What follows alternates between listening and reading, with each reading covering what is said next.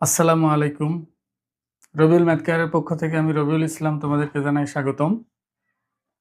আজকের ক্লাসে আমরা অষ্টম শ্রেণীর গণিত বইয়ের অষ্টম অধ্যায়ের চতুর্ভুজ সংক্রান্ত উপপাদ্যগুলো নিয়ে আলোচনা করব। কিন্তু এই উপপাদ্যগুলো পারার জন্য কিছু বেসিক জিনিস তোমাদের জানতে হবে, যেটা না জানলে কোনোভাবেই উপপাদ্যগুলো তোমরা বুঝতে পারবে না। আর বুঝতে পারলেও পরিবর্তন করে দিলে পরবর্তীতে আর পারবে না। এজন্য এই ক্লাসটা খুবই মনোযোগ দিয়ে দেখবে। এটা এতটাই প্রয়োজনীয় যে যে কোনো উপপাদ্য প্রমাণের জন্য তোমার এটা কাজে লাগবে। তোমরা একটু মনোযোগ দিয়ে দেখলে আশা করা যায় বুঝতে পারবে। চলো তাহলে আমরা আজকের ক্লাসটা শুরু করি। দেখো, আজকের ক্লাসে আমরা কয়েকটা জিনিস শিখব। সেটা হলো উপপাদ্য দেখে আমরা বুঝবো কিভাবে যে আমরা শুরুটা করব কিভাবে, আর সর্বসমতার শর্তগুলা, আর চতুর্ভুজের বৈশিষ্ট্যগুলা, এগুলো আমাদের খুবই দরকার। এগুলো ছাড়া উপপাদ্যগুলো তোমরা কোনোভাবেই বুঝবে না। তো এখন একটু মনোযোগ দাও। দেখো, আগে সর্বসমতার বিষয়টা একটু ক্লিয়ার করি। সর্বসমতা বলতে কি বোঝায়? সর্বসমতা দেখো, নামের মধ্যেই বোঝা যাচ্ছে। সর্ব মানে সব, আর সমতা মানে কি? সমান। তার মানে সবকিছু সমান যখন হয়ে যায় তখন সেটাকে সর্বসমতা বলা হয়। তা আমাদের সবচেয়ে বেশি যেটা প্রয়োজন সেটা হলো ত্রিভুজের সর্বসমতা। এবং ত্রিভুজের সর্বসমতার কয়েকটা সূত্র আছে। আর সর্বসমতা কি, এগুলো আমাকে একটু ক্লিয়ার করে নিই। দেখো, আমি যদি বলি এটা একটা ত্রিভুজ আর এটা একটা ত্রিভুজ, একটু ভালো করে খেয়াল করো। এই দুইটা ত্রিভুজ একই ত্রিভুজ আসলে। এটা আমি কপি করে এখানে রাখছি। তো এখানে যদি এমন হতো যে এই ত্রিভুজটির নাম হলো এবিসি, এই ত্রিভুজটির নাম হলো ডিইএফ, তাহলে দেখো এই দুইটা ত্রিভুজ সমান, কারো কোনো সন্দেহ নাই, কারণ একই ত্রিভুজ আমি এখানে নিয়েছি। এখানে দেখো, এই ত্রিভুজের কি কি সমান? এই বাহুটা এই বাহুটার সমান, এই বাহুটা এই বাহুটার সমান, এই বাহুটা এই বাহুটার সমান, আবার এই কোণটা এই কোণটার সমান, এই কোণটা এই কোণটার সমান, আবার এই কোণ এই কোণের সমান। তাহলে যখন দুইটা ত্রিভুজ এই রকম আচরণ করে তখন এই দুইটা ত্রিভুজকে আমরা বলি সর্বসম ত্রিভুজ। মানে এই দুইটা ত্রিভুজের সবকিছুই সমান। ত্রিভুজের অনেক কিছুই থাকে, তার মধ্যে প্রধান প্রধান 6টা অংশ আছে। 6টা অংশ, তার মধ্যে 3টা হলো বাহু, 3টা বাহু, আর 3টা হলো কোণ। আরো মধ্যমা আছে, আরো অনেক কিছুই আছে, ওগুলো আমার দরকার নাই। সর্বসমর জন্য এগুলো জানলেই চলবে। তাহলে দুইটা ত্রিভুজের মোট 6টা অংশ থাকে, প্রধান অংশ। যদি দুটি ত্রিভুজের ওই প্রধান 6টা অংশ সমান হয়ে যায় কখনো, তাহলে ওই দুইটা ত্রিভুজকে আমরা বলি সর্বসম ত্রিভুজ। তা এখন দুইটা ত্রিভুজ যদি সর্বসম তুমি প্রমাণ করতে চাও, তাহলে এই 6টাই সমান দেখাতে হয় না, এই 6টাই সমান দেখানো লাগে না। তিনটা জিনিস সমান দেখালেই সর্বসম বলা যায়। তো সেই 3টা কি কি সেগুলো আমাদের জানতে হবে। একটু ভালো করে খেয়াল করো, এই ত্রিভুজ দুইটা সর্বসম দেখানোর জন্য আমার সবগুলো সমান দেখাতে হবে না। আমরা কি করব? যদি এই ত্রিভুজের 3 বাহু এই ত্রিভুজের 3 বাহুর সমান হয়ে যায়, তাহলে বাকি সবগুলোই সমান হয়ে যাবে, মানে সর্বসম বলতে পারবো আমরা তখন। মানে বিষয়টা এমন, এর 3 বাহু যদি সমান হয়, তা 1 নাম্বার শর্ত হলো বাহু বাহু বাহু, মানে দুটি ত্রিভুজের 3টা বাহু পরস্পর সমান হলে দুইটা ত্রিভুজ সর্বসম হবে। 2 নাম্বার শর্ত হলো দুইটা ত্রিভুজের 2টা বাহু সমান আর এদের অন্তর্ভুক্ত কোণ সমান। এদের অন্তর্ভুক্ত কোণ সমান যদি হয়, তাহলে ওই দুইটা ত্রিভুজকে আমরা সর্বসম বলতে পারবো। 3 নম্বরে হলো যদি দুইটি ত্রিভুজের 2টা কোণ আর একটা বাহু সমান হয়, 2টা কোণ আর একটা বাহু সমান হলেও ওই দুইটা ত্রিভুজকে আমরা সর্বসম বলতে পারবো।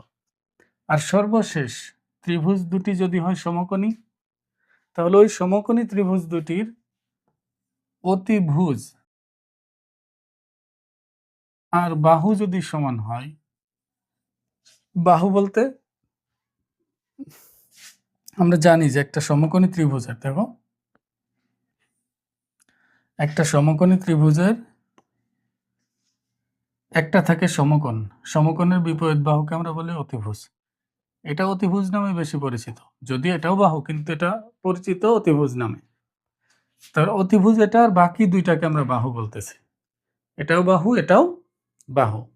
তা এখানে যদি দুটি সমকোণী ত্রিভুজ হয়, আর সমকোণী ত্রিভুজ দুটির অতিভুজ দুইটা সমান হয়, আর অন্য একটা বাহু যদি সমান হয় পরস্পর, তাহলে আমরা ওই দুটা ত্রিভুজকে সর্বসম বলতে পারবো। দেখো, আমি যদি দুইটি ত্রিভুজের তিনটা তথ্য সমান দেখাতে পারি, তাহলে সর্বসম বলতেছি। সর্বসম মানে কি? কোণগুলোও সমান। আবার এখানেও দেখো, দুই বাহু এক কোণ বলতেছি। কোণটা যদি অন্তর্ভুক্ত, অন্তর্ভুক্ত বলতে কি বোঝায় দেখো, আমি যদি এমন করি যে এখানে এ বি বাহু সমান দেখাইলাম ডি এর, কিভাবে দেখাইছে এটা পরের বিষয়, মনে করো কোনোভাবে দেখাইছে। আর বিসি বাহু মনে করো ইএফ বাহুর সমান। তাহলে এই দুইটা বাহু দ্বারা উৎপন্ন কোণ কোনটা? এই দুইটা বাহু দ্বারা উৎপন্ন কোণ হলো এটা আর এটা। তাহলে এই যে দুইটা বাহু দ্বারা উৎপন্ন কোণ, এটাকে বলা হয় এই দুই বাহুর অন্তর্ভুক্ত কোণ। তাহলে আমি যদি এই বাহু আর এই বাহু সমান দেখাই, এইটা আর এটা সমান দেখাই, তাহলে কোণ হিসাবে অবশ্যই অবশ্যই আমাকে দুইটার অন্তর্ভুক্ত কোণ সমান দেখাতে হবে, অন্যথায় সর্বসম বলা যাবে না। যদি এমন হতো এই কোণ এই কোণের সমান, তাহলে সর্বসম হবে না। এটার মধ্যে শুধু শর্ত আছে, এটা খেয়াল রাখবা। এই যে বাহু কোণ বাহু উপপাদ্যের মধ্যে এটা হচ্ছে, কোণটা হচ্ছে অন্তর্ভুক্ত, আর কোনোটাই শর্ত নাই। আর বাকিগুলো যেভাবে মন চাই, যেমন এটা দুই কোণ এক বাহু হলেই চলে, সর্বসম দেখানো যাবে। এটা এতটাই গুরুত্বপূর্ণ উপপাদ্য জগতে। উপপাদ্য মানে হলো আমরা যে জ্যামিতির কিছু বৈশিষ্ট্য জানি না, বিভিন্ন চিত্রের, মনে করো সামান্তরিকের বৈশিষ্ট্য জানি, বর্গের বৈশিষ্ট্য জানি, রম্বসের বৈশিষ্ট্য জানি, বা ত্রিভুজের বিভিন্ন রকম বৈশিষ্ট্য আমরা জানি।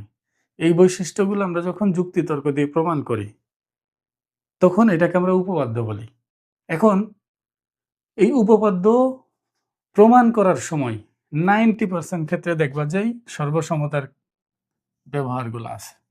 যখনই কোনো কিছু সমান দেখাতে বলবে, বাহু সমান দুইটা অথবা দুইটা কোণ সমান, এই ধরনের যখনই তোমার সামনে আসবে এই ধরনের কিছু, তখনই দেখবা যে আমরা এই সর্বসমতার সাহায্য নিচ্ছি। আমি ছোট্ট একটা উদাহরণ দিলে বুঝতে পারবে। দেখো, আমি যদি তোমাকে বলি এই যে সামান্তরিকটা, এই সামান্তরিকটার বিপরীত কোণগুলো সমান, এটা তুমি প্রমাণ করো। তো দেখো, যখনই দেখবা সমান বলছে, যখনই বলছে সমান দেখাও, তখনই তুমি মাথায় আনবা যাও সর্বসম দেখাতে হবে। কি সর্বসম দেখাবো? ত্রিভুজের সর্বসমতা ব্যবহার করব। কিন্তু এখানে কোনো ত্রিভুজই হয়নি। আর মনে রাখবা যে উপপাদ্য প্রমাণের জন্য তুমি যে কোনো কিছু অঙ্কন করে নিতে পারবা। এখানে যা মন চায়, যেভাবেই মন চায় আঁকাআঁকি করে নিতে পারবা তুমি, কোনো বাধা নেই। কিন্তু তোমাকে প্রমাণ করে দিতে হবে। তা আমরা কি করব? প্রথমেই দেখবো আমাকে কি, কি প্রমাণ করতে হবে। আমি তোমাদের বোঝানোর জন্য জাস্ট এটা বলতেছি। আমাকে প্রমাণ করতে হবে, মনে করো এ কোণ আর সি কোণ সমান। তা আমার মাথায় থাকবে যে এ কোণ আর সি কোণ আছে এমন দুইটা ত্রিভুজ আমি বিভক্ত করবো আগে। তার জন্য যা করা লাগে করব। এখন তুমি বলো, আমি এখানে কি করলে এ কোণ আর সি কোণ দুইটা ত্রিভুজের মধ্যে হয়ে যাবে, আলাদা আলাদা দুইটা ত্রিভুজ? সেটা হলো বি আর ডি যোগ করা। দেখো, বি আর ডি যোগ করার সাথে সাথে দুটি ত্রিভুজ উৎপন্ন হয়ে গেল, এখানে একটা, এখানে একটা। এখন আমার কিন্তু প্রমাণ করতে হবে কোণ দুইটা সমান। এটা একটা সামান্তরিক। এখন সামান্তরিকের যে বৈশিষ্ট্যগুলো, এগুলো তুমি যদি জানো, তো এটা খুব সহজেই প্রমাণ করে দিতে পারবে। দেখো, ক্লাস 5 এ কিন্তু তোমার বিভিন্ন চিত্রের বৈশিষ্ট্য লাগতো, সামান্তরিক, রম্বস, এগুলোর বৈশিষ্ট্য লাগতো না, ওগুলো তোমার এখন এপ্লাই করতে হবে। দেখো, আমি তোমাকে বলি, সামান্তরিকের 1 নম্বর বৈশিষ্ট্য হলো বাহু আর কোণগুলো সমান, বিপরীত বাহু, আচ্ছা বাহুগুলো সমান্তরাল, বিপরীতগুলো আমি ডিটেলস লিখতেছি না, বিপরীত বাহুগুলো সমান্তরাল। আর 2 নম্বর হলো বাহুগুলো সমান, অবশ্যই বিপরীত বাহুগুলো সমান, আমি ডিটেলস লিখতেছি না, কিন্তু কোণগুলো সমান।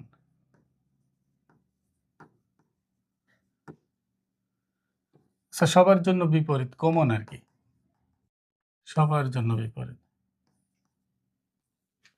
এখন দেখো, আবার কর্ণদ্বয় পরস্পরকে সমদ্বিখণ্ডিত করে। কর্ণদ্বয় পরস্পরকে সমদ্বিখণ্ডিত করে, এটা একটা বৈশিষ্ট্য। এগুলো তোমরা মনে রাখবে, না হলে কিন্তু উপপাদ্য পারবে না। 4 নাম্বার শর্ত হলো এই যে সামান্তরিকের সন্নিহিত দুইটা কোণ আছে না, এই দুইটা কোণের যোগফল 180 ডিগ্রি। মনে করো এই কোণ আর এই কোণ যোগ করলে কত হয়? 180 ডিগ্রি। কেন হয় সেটাও খুব সহজ বিষয়। মনে করো এটা একটা সমান্তরাল, তো সামান্তরিকের বিপরীত বাহু তো সমান্তরাল, আমরা বললামই। তাহলে এই দুইটা অনুরূপ কোণ হয়। এখন এই কোণটা আর এই কোণটা সমান হয়।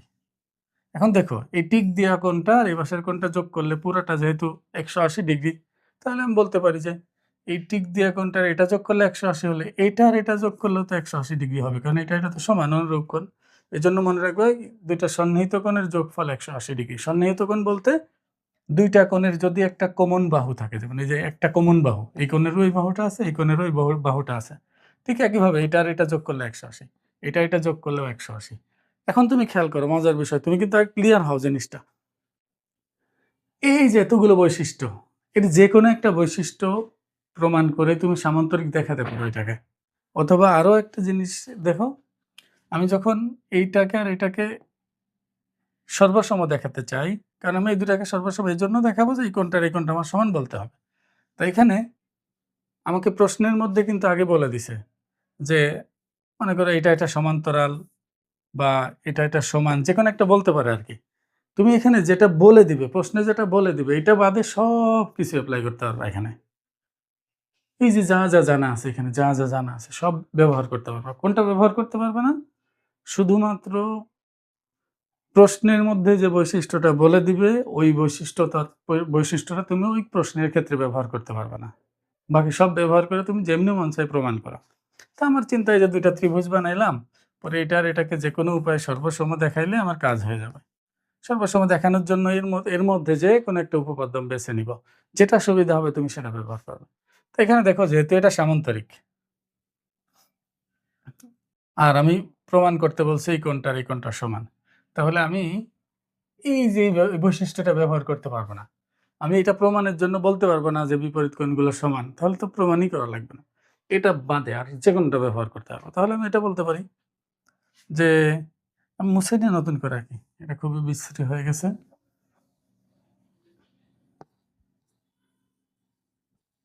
এ বি সি ডি, এটা যোগ করছিলাম না কোনটা, যাক ভুলে গেছি, এটাই মনে করে যোগ করলাম। দেখো এটা সমান্তরাল, কোনো সন্দেহ আছে? এটা সমান্তরাল, একটা হলো এডি, একটা হলো বিসি, আর এটা ছেদক।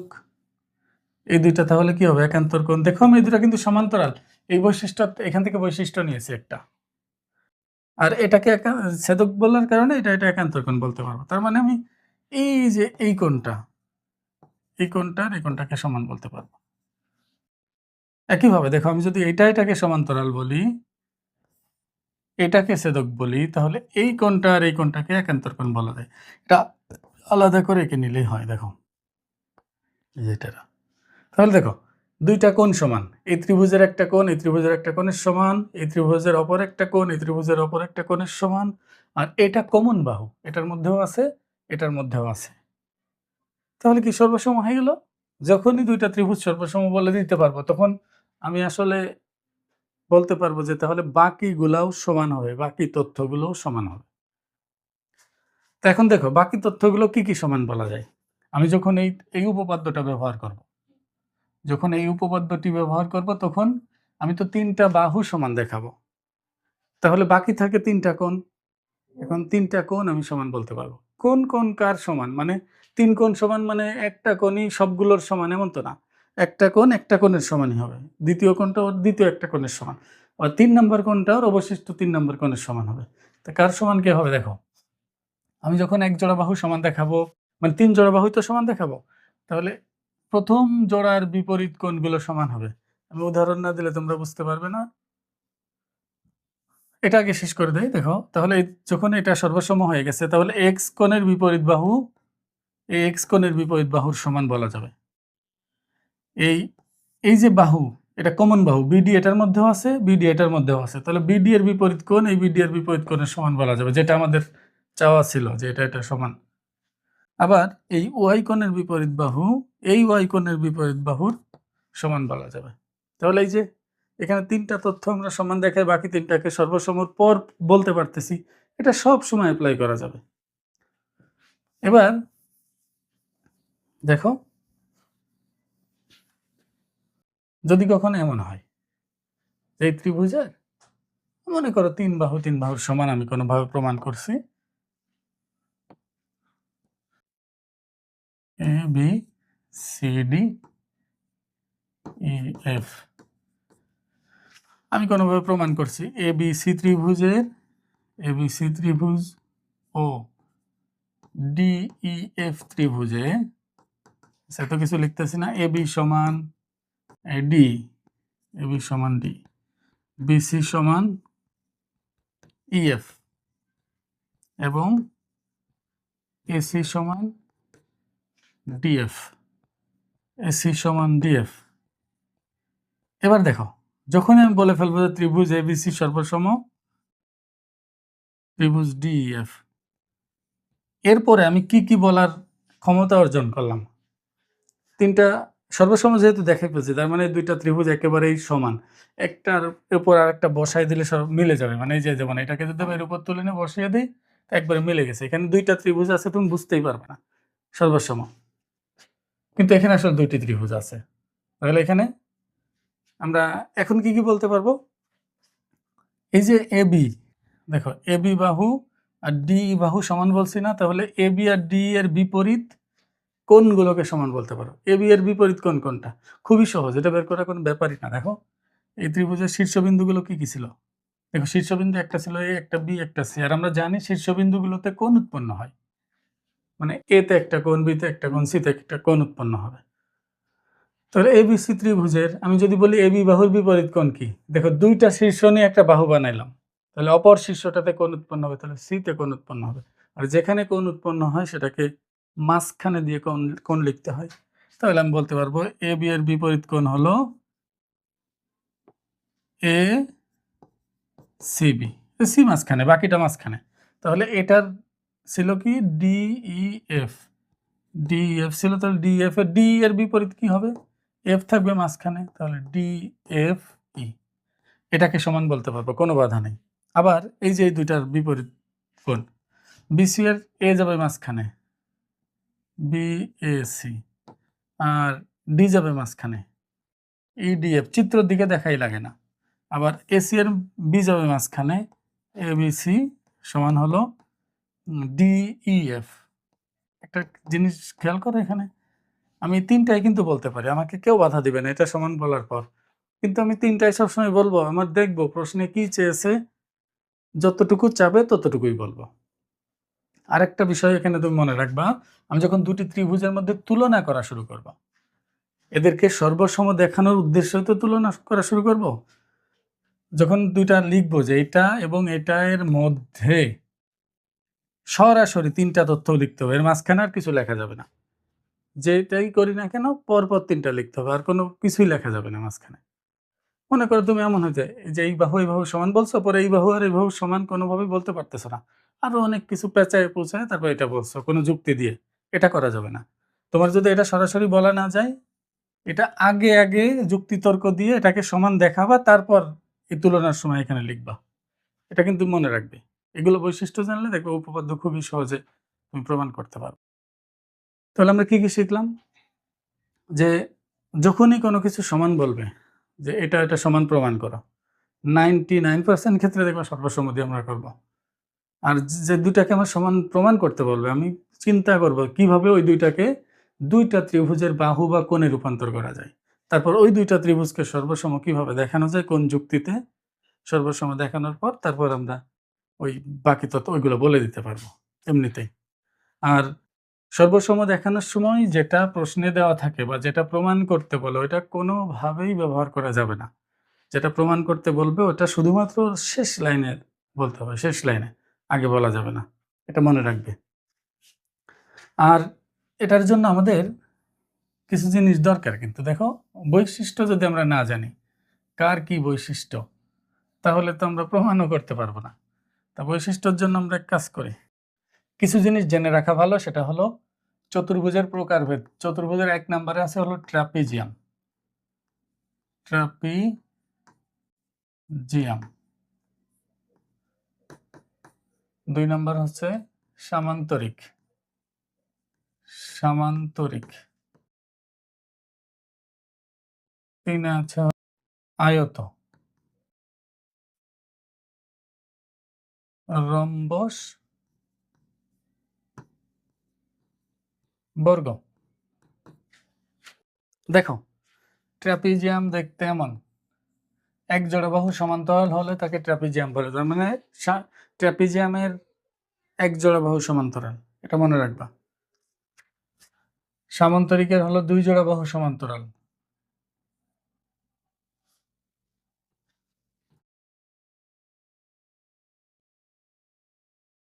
সামান্তরিকের 2 জোড়া বাহু সমান্তরাল, বিপরীত কোণগুলো সমান, বিপরীত বাহুগুলো সমান, এগুলো সব সামান্তরিকের বৈশিষ্ট্য। এগুলো অ্যাপ্লাই করতে হবে কিন্তু বিভিন্ন জায়গা। আয়তের ক্ষেত্রে সামান্তরিকের যা যা বৈশিষ্ট্য আছে সব আয়তের মধ্যে থাকবে। আয়তের একটা এক্সট্রা বৈশিষ্ট্য বেশি আছে, সেটা হলো প্রত্যেকটা কোণ সমকোণ। আর রম্বস, সামান্তরিকের যা যা বৈশিষ্ট্য আছে সব রম্বসের মধ্যে আছে, শুধুমাত্র এর 2টা বৈশিষ্ট্য বেশি থাকবে, সেটা হলো সবগুলো বাহু সমান, আর সামান্তরিকের কর্ণ 2টা পরস্পরকে সমদ্বিখণ্ডিত করে, আর রম্বসের কর্ণ 2টা পরস্পরকে সমকোণে সমদ্বিখণ্ডিত করে, মানে 90 ডিগ্রি করে আবার সমদ্বিখণ্ডিত করবে। 2-একটা পার্থক্য আছে। আর বর্গের ক্ষেত্রে রম্বসের যে বৈশিষ্ট্য আছে বর্গেরও সেই একই বৈশিষ্ট্য আছে, শুধুমাত্র একটা বৈশিষ্ট্য বেশি পাবা, সেটা হলো বর্গের প্রত্যেকটা কোণ সমকোণ। এই জন্য দেখবা বর্গকে রম্বস বলা যায়, রম্বসকে তুমি ইচ্ছা করলে সামান্তরিক বলতে পারবা, রম্বসকে ইচ্ছা করলে ট্রাপিজিয়াম বলতে পারবা, আয়ত বলা যাবে না রম্বসকে। কেন বলা যায় দেখো, সংখ্যাগুলো এমন। ট্রাপিজিয়াম হওয়ার জন্য এক জোড়া বাহু সমান্তরাল দরকার, তাদের সবারই এক জোড়া বাহু সমান্তরাল আছে। সামান্তরিক হওয়ার জন্য 2 জোড়া বাহু সমান্তরাল হতে হবে, সংখ্যাটা এমনই। তো এদেরই সবারই 2 জোড়া বাহু সমান্তরাল, নিচের 3টা, তাই সবগুলোকে আমরা সামান্তরিক বলতে পারবো। এই জন্য আমি এগুলো কাকে কি বলতে পারবো এটা মনে রাখার জন্য আমি একটা চিত্র এঁকে দিই তোমাদের, খুব সহজে তাহলে মনে রাখতে পারবে। এটা খুব মনোযোগ দিয়ে দেখো। ট্রাপিজিয়ামের ভিতরে সামান্তরিক, সামান্তরিকের ভিতরে আয়ত এবং রম্বস, আয়ত এবং রম্বস 2টার ভিতরে আছে বর্গ। তাহলে মনে রাখবা আমি বর্গকে সব নামে রাখতে পারবো, কারণ বর্গ রম্বসের মধ্যেও আছে, বর্গ আয়তের মধ্যেও আছে, বর্গ সামান্তরিকেরও মধ্যে, বর্গ ট্রাপিজিয়ামেরও মধ্যে। তাহলে বর্গ একটি রম্বস, সত্য কথা। বর্গ একটি আয়ত, সত্য। বর্গ একটি সামান্তরিক, সত্য। বর্গ একটি ট্রাপিজিয়াম, এটাও সত্য। এবার রম্বসের কথা খেয়াল করো, রম্বস কার কার ভিতরে আছে? রম্বস সামান্তরিক এবং ট্রাপিজিয়ামের মধ্যে আছে, তাহলে রম্বসকে সামান্তরিক এবং ট্রাপিজিয়াম বলা যাবে। আবার আয়ত কাকে কাকে বলা যাবে? আয়ত হলো সামান্তরিককে আয়তকে সামান্তরিক বলা যাবে, আয়তকে ট্রাপিজিয়াম বলা যাবে। আবার সামান্তরিককে কি বলা যাবে? ট্রাপিজিয়াম বলা যাবে। কিন্তু ট্রাপিজিয়ামকে শুধু ট্রাপিজিয়াম বলা যাবে, এটা মনে রাখবে। এটা দিয়ে এমসিকিউ আসে, আর এটা ভুল করে সবাই। আরেকটা জিনিস তোমাদের বলতে ভুলে গেছি, সেটা হলো উপপাদ্যের অংশ কয়টা? উপপাদ্যের 4টি অংশ আছে, আমরা জানি সবাই কম বেশি। 1 নম্বরে হলো সাধারণ নির্বাচন। সাধারণ নির্বাচনটা হলো প্রশ্ন, প্রশ্নে যা দেওয়া থাকে ওটাই হচ্ছে সাধারণ নির্বাচন। 2 নম্বর হচ্ছে বিশেষ নির্বাচন ও চিত্র, বিশেষ নির্বাচন ও চিত্র। 3 নম্বরে আছে হলো অঙ্কন, যৌক্তিক অঙ্কন আর কি, যা লাগে। আর 4 নম্বরে আছে হলো প্রমাণ। এই 4টা ধাপ অতিক্রম করে আমরা উপপাদ্য প্রমাণ করব। সাধারণ নির্বাচন প্রশ্নে যা দেওয়া থাকলে ওইটা প্রশ্নের প্রমাণের সময় না লিখলেও চলে, দেখবো যে ওটা লিখবো না বেশিরভাগ ক্ষেত্রেই। আর বাকিগুলো অবশ্যই লিখতে হবে, কিন্তু অনেক ক্ষেত্রে অঙ্কন লাগে না। অঙ্কন কখন লাগে কখন লাগে না সেটা আমি প্রশ্নের মধ্যে যখন উপপাদ্য প্রমাণ করব তখন বলে দিব। তারপর আমি একবার বলে রাখি, সেটা হলো প্রশ্নে যা বলা থাকে চিত্রে যদি ওইটার বাহিরে আমরা কিছু করি তাহলে আমরা তখন সেটা অঙ্কনের মধ্যে বলে দিই। যদি বাহিরে কিছু না করি, প্রশ্নের বাইরে যা বলছে ওইটা দিয়ে কাজ হয়ে যায়, তাহলে আর অঙ্কন লাগবে না, এটা মনে থাকে যেন। আর লেখার সময় একটা ধারাবাহিকতা মেনটেন করবে, না হলে নাম্বার দেয় না অনেক সময়। সেটা হলো প্রথমে সাধারণ নির্বাচন দিলে দিছো, না দিলে না দিছো, তারপর চিত্র, চিত্রের পর বিশেষ নির্বাচন, বিশেষ নির্বাচনের পর হলো অঙ্কন, থাকলে দেবা না থাকলে নাই, তারপর প্রমাণ। আরেকটা জিনিস দেখো, সাধারণ নির্বাচনে যা আছে বিশেষ নির্বাচনে ওটাই লিখতে হয়, শুধুমাত্র সাধারণ নির্বাচনের মধ্যে তোমার নামগুলো থাকে না, আর বিশেষ নির্বাচনের মধ্যে নাম দিয়ে লিখতে হয়। আবার অনেক ক্ষেত্রে দেখবে সাধারণ নির্বাচনে নাম দেওয়া থাকলে বিশেষ নির্বাচনে ওইটাই হুবহু তুলে দিতে হয়, আর কিছু লাগে না। আমি আশা করি তোমরা এগুলো বুঝতে পারছো। যতটুকুই বুঝো এটাই কাজে দিবে। যখন প্রমাণ করবো প্রতিটা উপপাদ্য তখন দেখবা যে খুব সহজেই তুমি পরেরগুলো বুঝতে পারবে। তাহলে চলো আমরা ১ নাম্বার উপপাদ্যটা আগে করে ফেলি। প্রথমে এখানে বলছে চতুর্ভুজের ৪ কোণের সমষ্টি ৪ সমকোণ। তার মানে আমাকে কি আঁকতে হবে?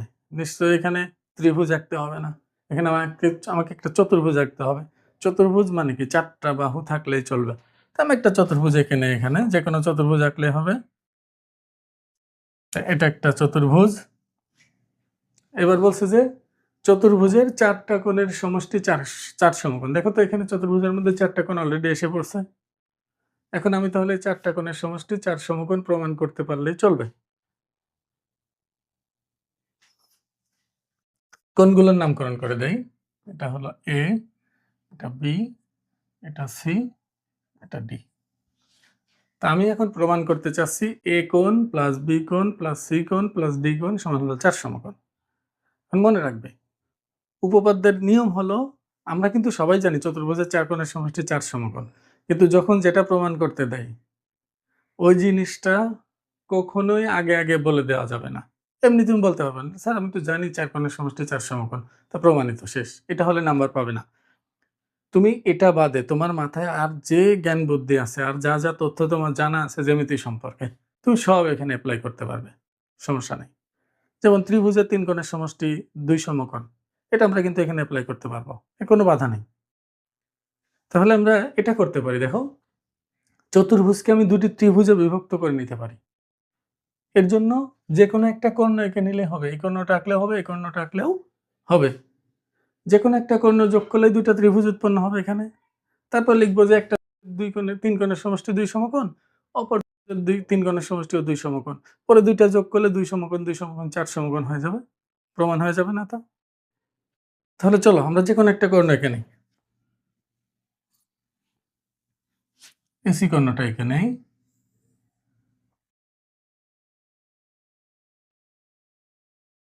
এবার খেয়াল করো, এই সাধারণ নির্বাচনের পর তো আমরা চিত্র দিব। চিত্রের নিচে আমাদের দিতে হয় হলো বিশেষ নির্বাচন, কিন্তু আমি বিশেষ নির্বাচন এখানে পাশে লিখব।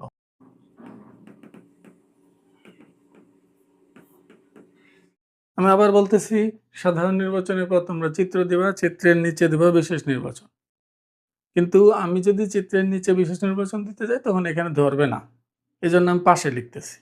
এখন বিশেষ নির্বাচন কি? বিশেষ নির্বাচন মানে এই যে যেটা আছে এখানে, এখানে যা লেখা আছে ওই জিনিসটা আমি এখানে লিখব, শুধু চিত্রের উপর নির্ভর করে, চিত্রের উপর ভর করে। এটা চিত্র নির্ভর নয়, এটা চিত্র নির্ভর হবে। যেমন এখানে চতুর্ভুজের কথা বলা আছে, আমি এখানে চতুর্ভুজের কথাই বলবো, কিন্তু নাম বলে দেবো যে এবিসিডি চতুর্ভুজের।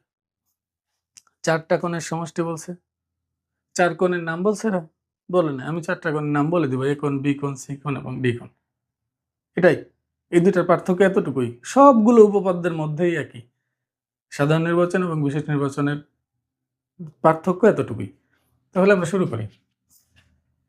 আচ্ছা দেখো তো, চতুর্ভুজের নাম তো আমি এবিসিডি দিছি, সবাইকে এবিসিডি দিবে, কেউ তো পি কিউ আর এস টিও দিতে পারে, অন্যান্য নামও দিতে পারে। তাহলে যে জিনিসের মধ্যে এরকম নাম চেঞ্জ করার প্রবণতা থাকে, যে কেউ যে কোনোটা দিতে পারে, ওইটার মধ্যেই নাম লেখার সময় মনে করে দিয়ে নিতে হয় বা ধরে দিয়ে নিতে হয়। তাহলে আমি মনে করে লিখি, মনে করি এবিসিডি একটি চতুর্ভুজ, একটি চতুর্ভুজ। প্রমাণ করতে হবে যে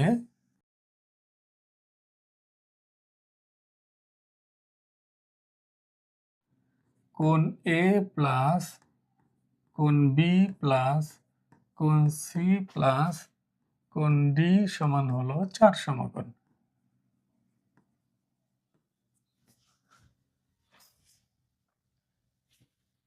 একটা জিনিস খেয়াল করো, আমি কিন্তু এ বি সি ডি এভাবেই কোণ লিখছি।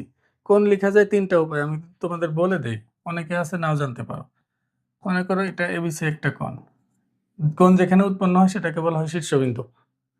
এখন শীর্ষবিন্দুটা সবসময় মাঝখানে রাখতে হয়, মাঝখানে রেখে তারপর কোণ লিখতে হয়।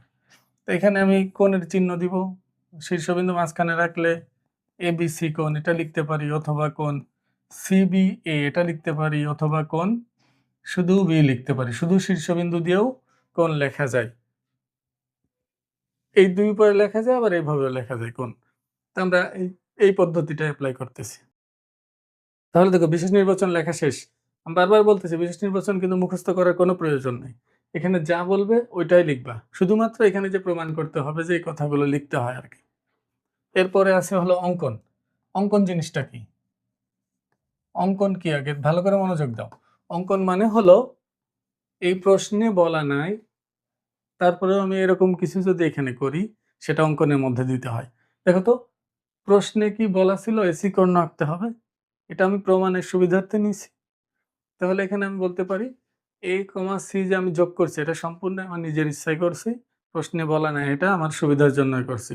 তাহলে এটা অবশ্যই আমাকে এই তোমার অঙ্কনের মধ্যে দিতে হবে। যদি কোনো কিছু এমন না করি তাহলে অঙ্কনে কিছু দিতে হবে না, অঙ্কনে লিখতেও হবে না তখন। তাহলে আমি কি করছি? a বিন্দু আর c বিন্দু যোগ করছি। তাহলে তোমরা অবশ্যই a, c দিবা। এখানে এটা খেয়াল করো।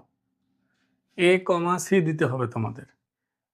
অথবা এ ও সি দিবা, অথবা এ এবং সি যোগ করি। শুধু যদি এসি যোগ করে লিখো তাহলে হবে না কিন্তু।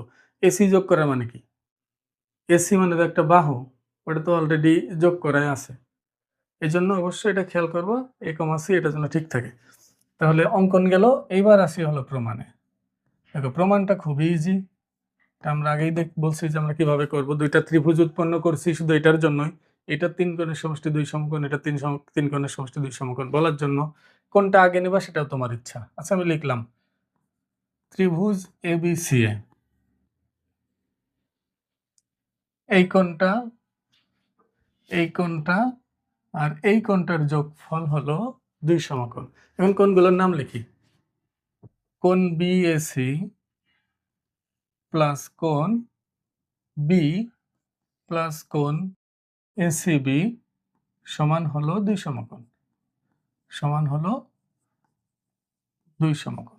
সাইড নোট এটা 1 নম্বর সমীকরণ দিয়ে রাখি এবং সাইড নোট হিসাবে দিয়ে দেই ত্রিভুজের 3 কোণের সমষ্টি। দেখো তোমরা বলতে পারো যে এখানে শুধু এ লিখলে হবে না, এখানে এ লিখলে হবে না। এ লিখলে কিন্তু পুরা কোণটা বোঝাবে। যেহেতু আমি একটা অংশ লিখতেছি, এখানে অংশের জন্য আমাকে অবশ্যই পুরা নাম দিতে হবে, নাহলে বোঝা যাবে না।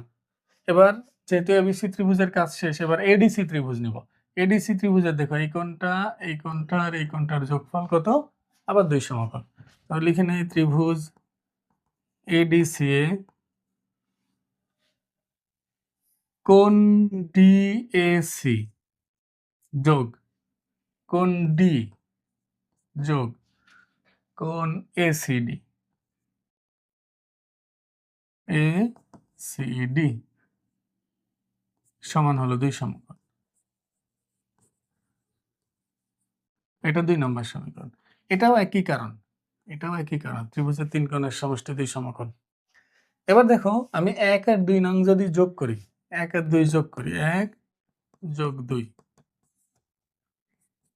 খেয়াল করো 1 আর 2 যোগ করা মানে কি? যে এটা যোগ, এই দুটো যোগ করলে পাশাপাশি রাখি বিএসি যোগ ডিএসি প্লাস বি যোগ ডি, বি যোগ ডি।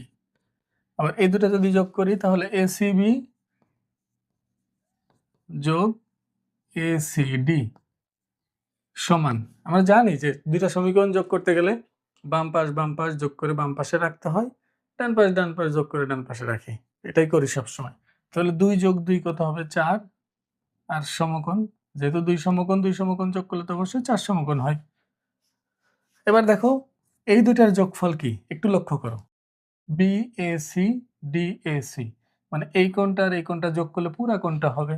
আর পুরা কোণটা মানে হলো এ, কোণ এ প্লাস এটা তো আছে যা তাই থাকবে, এটা আছে ডি, এটা হলো দেখো সি এবং এসিবি এবং এসিডি, এসিবি এবং এসিডি এই দুটার যোগফল পুরোটা। তাহলে এটা যোগ করলে আমরা শুধু সি লিখতে পারি, হলো 4 সমকোণ। এটা তুমি আর এক লাইন লিখতে পারো বা এখানে প্রমাণিত দিতে পারো। তোমরা আর একটা কাজ করবা, লিখে দেবা যে চতুর্ভুজের 4 কোণের সমষ্টি 4 সমকোণ প্রমাণিত। আর সমকোণ মানিত। আশা করি বুঝতে পারছো।